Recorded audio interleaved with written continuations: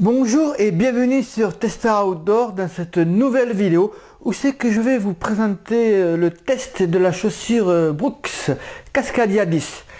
Mais comme d'habitude, avant, vous pouvez télécharger gratuitement nos e-books en cliquant sur le lien qui va apparaître ici, par là, en principe ce coup-ci j'ai bon. Ou alors vous pouvez vous abonner gratuitement à notre chaîne YouTube en cliquant sur le petit bouton rouge et vous recevrez nos vidéos très rapidement. Donc maintenant passons au test de la chaussure Brooks Cascadia 10. Donc c'est le 10e modèle de la série. C'est on va dire une preuve de longévité. Donc 10e modèle de la série. C'est d'ailleurs marqué sur l'avant de la chaussure, ici sur la tige. Donc cette chaussure, les particularités qu'elle a, donc c'est d'abord une chaussure de trail. Hein. On peut le voir au crampon. Ici et là. Une chaussure de trail avec un drop de 10.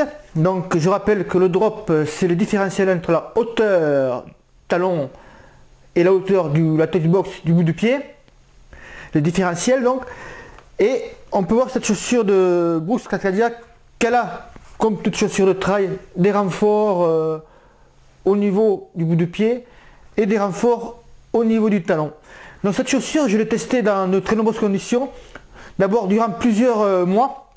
Je l'ai eu au cours du mois de février-mars ou même un peu plus tard. Et donc j'ai couru surtout bien sûr l'été avec, le printemps. Et j'ai voulu voir ce que ça donnait d'abord aussi dans les conditions plus humides avec la boue, la pluie, tout ça. Et donc c'est pour cela que j'ai prolongé le test sur les premiers mois d'hiver jusqu'ici maintenant. Et donc maintenant je peux dire quel est son comportement sur les terrains humides. L'accroche est bonne, c'est une bonne accroche. Il y aura juste un petit bémol, ça concerne les pierres humides, les roches humides, tout ça, ou des passages sur des ponts en bois aussi, qui sont mouillés. Comme toutes les chaussures de trail, c'est pas leur terrain de prédilection. Toutes les chaussures ont vraiment du mal, on a tendance à beaucoup glisser là-dessus. Cette chaussure Cascadia n'échappe pas à la règle. Attention sur les roches humides. Mais après, que ce soit sur des chemins boueux, des feuilles mortes, mouillées, tout ça, l'accroche est bonne, le pied ne part pas, l'adhérence est là, dans les montées également, dans les descentes, toujours en faisant attention à ces roches humides, vous pouvez y aller, le pied reste bien maintenu, vous n'aurez pas de problème de ce côté-là.